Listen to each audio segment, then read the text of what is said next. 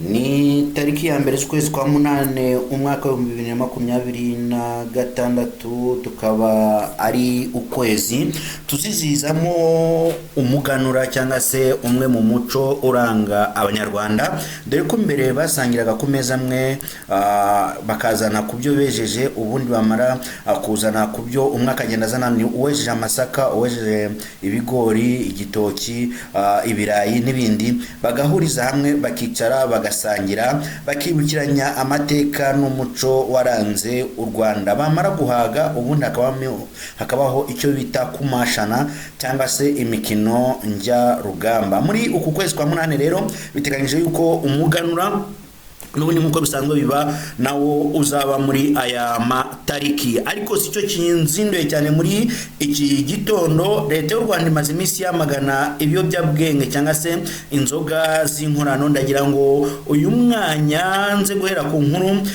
iri mu karere ka Nyamagabe. Umwana w'imyaka 13 yahitanwe n'inzoga z'ibiyobyabwenge cyangwa se inzoga z'inkorano, ahita yitaba Imana. Ni inkuru iteye agahinda n'umubabaro kubona umwana w'imyaka 13 anywa inzoga kugeza ubwo apfuye, ndetse abandi barenze 30 bakaba bari kubarizwa mu bitaro bigiye bitandukanye. Icyakora amakuru hari akaba batangiye koroherwa. Ni inkuru ndibuze kugarukaho muri aya makuru yacu ya mu gitondo.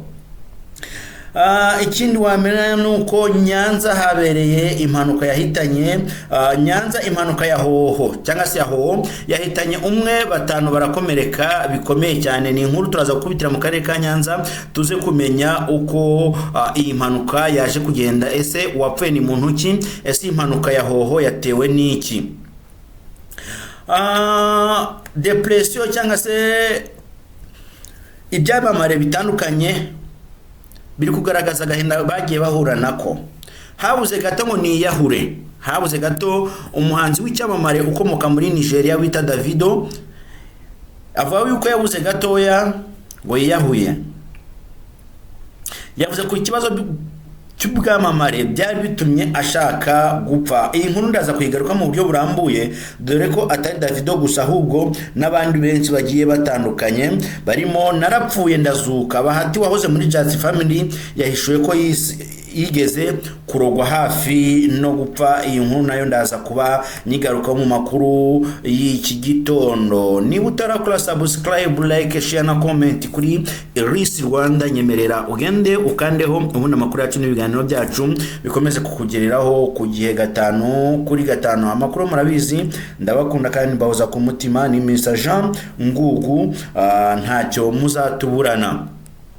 Ikindi waza kuba umenya, icyo wamenya, ngira ngo inkuru turi buze gusorezaho muri za nkuru zidasanzwe, icyo amategeko avuga ku byerekeranye no gukuramo inda mu Rwanda. Ese gukuramo inda mu Rwanda biremewe cyangwa ntabwo byemewe? Dore ko nagarutse ku nkuru zo gupfa no gupfusha, ariko burya no gukuramo inda umwana aba yapfuye cyangwa se uyu ruhinja rwa fetus iyo yamaze kwirema, umwana aba yamaze kubaho, umwana ubumwishe cyangwa se bigenda gute ubundi amategeko abivugaho iki?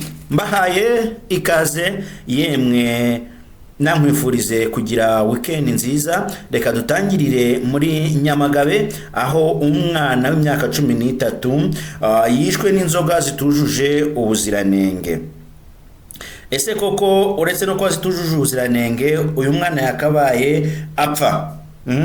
Ntabwo yakabaye apfa, ariko umwana w'imyaka 13 yapfuye azize inzoga zitujuje ubuziranenge. Yanyweye mu bukwe, abandi 37 zibagiraho ingaruka, bakaba barwariye kwa muganga. Iki kintu kikivuga mwumve ko kitoroshe, kirakomeye cyane.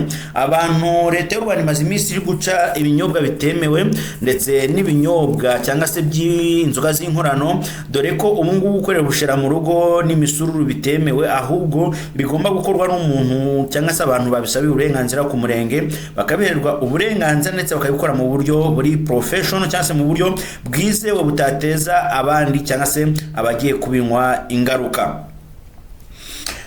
uyu mwana cyangwa se ibi byabereye mu mudugudu wa Rugazi, akagari ka Sekera, umurenge wa Musebeya, akarere ka Nyamagabe. Amakuru dukesha bamwe mu baturage bo muri uyu mudugudu bavuga ko wari ufite ubukwe yagiye gusaba uburenganzira ku murenge, abamenyesha ko afite ubukwe bw'umwana we, bityo ko bagomba kumuha uruhushya agakoresha inzoga n'ibiribwa byujuje ubuziranenge. Nuko hari fomu ya sirikretinze cyangwa se yagiye kwirekura ku mbuga nkoranyambaga yuko umuntu wese ugiye gukoresha ubukwe cyangwa se ugiye gukora ubukwe azajya agenda kuzuza urwo rupapuro ku murenge asaba uburenganzira ndetse agasinya yuko azakoresha ibiribwa n'ibinyobwa byujuje ubuziranenge. Abo baturage bavuga ko uyu muturage yaje guhabwa uruhushya rwo gukoresha inzoga zemewe ariko ntiyakurikiza amabwiriza, kuko hari n'abamutwereye ubushera, imitobe, inzoga. Bamwe mu batashe ubukwe bazinyoye zibagiraho ingaruka aribwo zishe uyu mwana w'imyaka 13. Mbere ya byose tumanza twifurize uyu mwana w'imyaka 13 iruhuko ridashira, cyane ko no mwana wari ukiri mutoya, bishoboke yuko yazigaburiwe cyangwa se akaba yagiye akazinywa niba we ntari wabo cyangwa se atari wabo. Nta makuru arambuye twabashe kubona ndetse ko n'amazina y'uyu mwana tutabashe kuba twayabonaho, ariko kimwe gihari nuko uyu mwana we amakuru yizewe yamaze kuba yitaba Imana.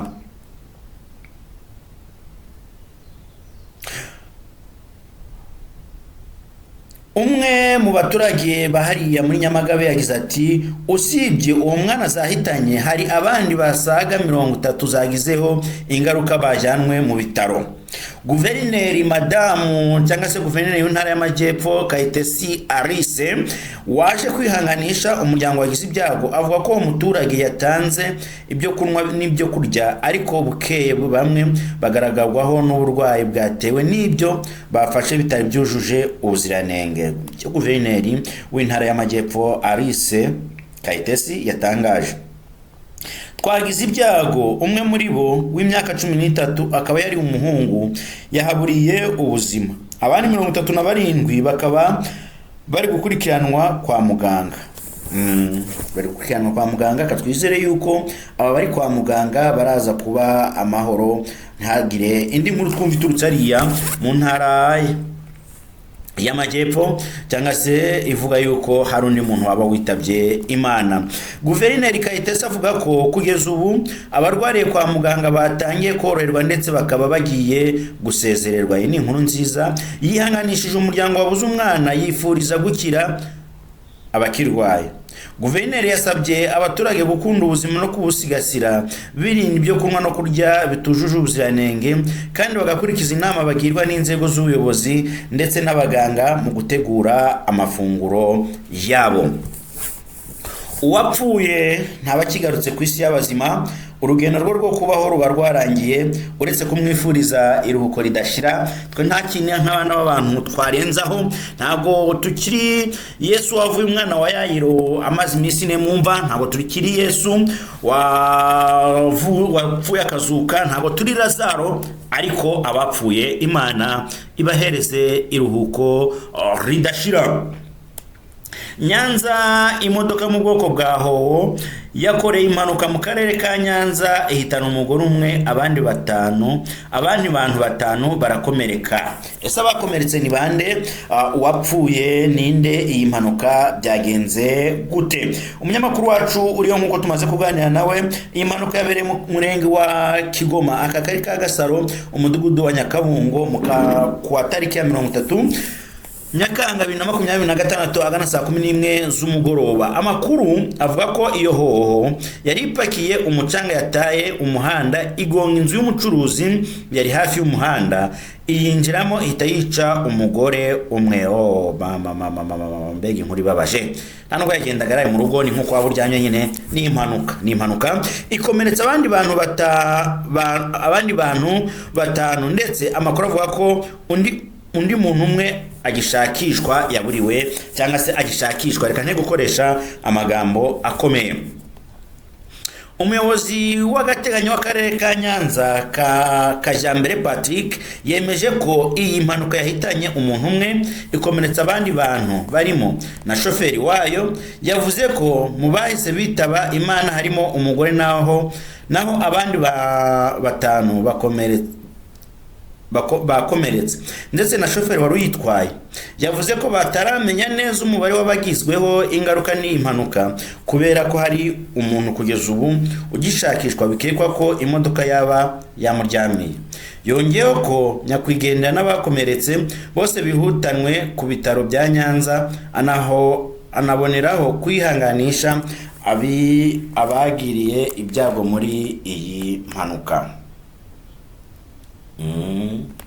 Mukomeze kwihangana abagize ibyago. Ndabona intara y'Amajyepfo mutorohewe na gatoya. Katwigire ku byamamare cyangwa se ku nkuru z'ibyamamare zigiye zitandukanye. Habuze gato ngo niyahoye. Davido yavuze ku kibazo by'ubwamamare byari bitumye ashaka urupfu. Umuhanzi w'umunyanigere David Adelek wamamaye nka Davido yatangaje ko kimwe mu bihe bya mbere bikomeye yahuye nabyo akimara kwamamara cyamugizeho ingaruka zikomeye kugeza aho atekereza kwiyahura ubuzima.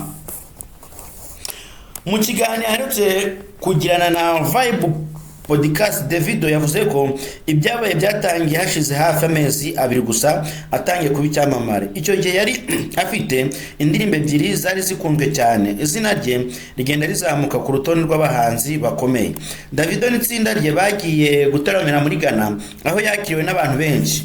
Nyuma y'igitaramo yagiye mu kabyiniro aza kujyana n'umukobwa mu cyumba yari acumbitsemo muri hoteli. Inkuru mukunda sasa rero. Uburyo Davido yajyanyemo n'umukobwa mu cyumba muri hoteli. Hari umugore we birumvikana yari inshoreke cyangwa se yari indaya yaguze. Ati nari nishimye ukuntu abakobwa bankunze, nibwo bwa mbere nari njyanye n'umukobwa mu cyumba, nibwo bwa mbere yari agiye gusambana. Tubyumve neza, nibwo bwa mbere Davido yari agiye gusambana. Nibuka ko ryari ijoro ryiza. Uyu muhanzi yavuze ko nyuma yo gusinzira uwo mukobwa yamufotoye atabizi, ashyira ifoto ye ku mbuga nkoranyambaga. Iyo foto yahise ikwirakwira bituma uyu muhanzi yibasirwa bikomeye. Gahinda karakanyagwa. Ati nakangutse numva umuntu akubita urugi cyane, yari umujyanama wanjye ambwira ngo ntuze. Namubajije icyo yavugaga, naje kumenya ko umukobwa yari yashyize hanze ifoto yanjye nsinziriye. Papa yarampamagaye, bashiki banjye nabo barampamagara. Davido yavuze ko igitutu cyamurenze ku buryo iyo aza kubona ahantu harehare hashobora gutuma yiyahura yari kubikora. Ati iyo mbona ibaraza uwo munsi mba narasimbutseho, nari nkiri muto kandi nakundaga abagore cyane. Yasobanuye ko icyo gihe yari akiri muto atarasobanukirwa uko umuntu witwa icyamamare agomba kwitwara, kurinda ubuzima bwe bwite no gushyiraho imbibi mu mibanire ye n'abandi. Davido yavuze ko byamubereye isomo rikomeye rimwigisha kurinda izina rye no kwitondera abantu yemerera kumwegera. Niyo mpamvu byamamare mubona bigendana amabonso my friend. Niyo mpamvu ibyamamara kenshi muzabona bigendana amabonzo. Inkuru ya Davido Kanyimuze n'umwe mu bahanzi nyarwanda bamamaye cyane nkaba Hatim akaca muri Just Family. Bimenye mbivuze ntibindimo kukubwira ko mukunda, bindimo ni wowe niyumvamo ngo aho urukundo ruca amarenga yahishuye ko muri 2018 nyuma yo kuva mu irushanwa rya Primus Guma Guma Superstar yarozwe amara imyaka 2 arwaye. Ibi Bahati bigarutse mu kiganiro cyihariye yagiranye na igendo.com twesha inkuru ubwo yabazwaga kubikunze kuvuga ko mu ruganda rw'imyidagaduro mu Rwanda haba uburozi. Yabajwe iki kibazo kuko mu myaka ishize yigeze gutanga ubuhamya avuga ko mu muziki nyarwanda habamo uburozi. Icyo gihe yabivugiye mu itorero rya Bishop Rugagi aho yagiye kwakira agakiza. Bishop Rugagi utakibarizwa mu Rwanda ndetse n'itorero rye ritakibarizwa kuri ubutaka bwo mu Rwanda. Nubwo yavuze ibyo yatangaje icyo gihe byari ukubeshya kuko byari ikiraka. Bahati yavuze ko ibyo yavugaga bibaho nubwo uburyo yabivuzemo icyo gihe butari ukuri. Ati icyo gihe byari business ariko ntibikuraho ko ibyo navugaga bibaho. Riderman amaze iminsi atangaje ko bashatse kumuroga, nanjye namaze iminsi 2 ndwaye ibyo nise uburozi. Bahati yavuze ko nyuma yo kuva muri Primus Guma Guma Superstar 2018 yahise arwara ibintu we yemeza ko byatewe n'uburozi, ndetse avuga ko yamaze imyaka 2 yivuza mbere yo gukira muri 2020. Ati none se ntuzi ko bandoze nkamara imyaka 2 ndwaye, narapfuye ndazuka muri 2018 mvuye muri Primus Guma Guma Superstar, narwaye ibyo bise uburozi imyaka 2 nakize muri 2020. Niba abantu bakuroga bagamije kukwica kujya kuraguza se urumva bisaba iki? Babarire Bahati yakomeje avuga ko nkuko abantu benshi bemera ko Imana ibaho, bakwiye no kwemera ko Satani abaho, kandi afite abayoboke bityo ibikorwa nk'uburozi n'indi migenzo mibi nabyo bikibaho hano ku isi. Uwo ni Bahati aka Makacha. Bahati aka Makacha. Bahati aka Makacha. Mwongere mugarure itsinda twongeye turibone di nkuko tugiye kubona Urban Boys hano i Rubavu kuri uyu munsi mu masaha makeya saa 10 zuzuye. Urban Boys bari gutaramira i Rubavu mu bitaramo bya MTN wacu na muzika, ariko namwe mwongere mugaruke Just Family, twongeye tubone The Brothers, twongeye tubone amwe mu magroup yagiye akomera, twongeye tubone Tough Gangs, twongeye tubone group akomeye cyane hano mu gihugu cy'u Rwanda. Nsoreze kuri iyi nkuru icyo amateka avuga ku byerekanye no gukuramo inda mu Rwanda. Ariko inkuru mwaretse haza kwibasomera nimugoroba. Iyi nkuru rero nshuti bavanywe mu nkunda kandi mudoza ku mutima, niba utarakanda subscribe, like, share na comment bipyondeho ubona amakuru yacu n'ibiganiro byacu ukomeze kukugiraho ku gihe. Niba utarya neza gana Lipia Restaurant undi bakugaburire ugubwe neza. Niba utambara neza gana Teacher Shop muri Goiko floor ya 5 barakwambika neza. Niba ukeneye ahantu heza gukorera ubukwe n'ibindi amanama n'ibitaramo gana Centre Pastoral Notre Dame do Fatima ni hotel ya mbere dufite mu karere ka Musanze by'umwihariko mu mujyi rwagati imbere ya stade ubworoherane y'akarere ka bavuga ubworoherane cyangwa stade ubworoherane y'akarere ka Musanze. Uba witegeye neza ubwiza bw'ikiliziya cyangwa se ubwiza bwa katedrali ya Ruhengeri, aho ngaho hafi n'ikibuga cy'indege. Indege ya helicopter irakuzana ikageza ubundi ukameze fresh cyane. Ndabakunda mbabaza ku mutima. Jai bless you. Asante.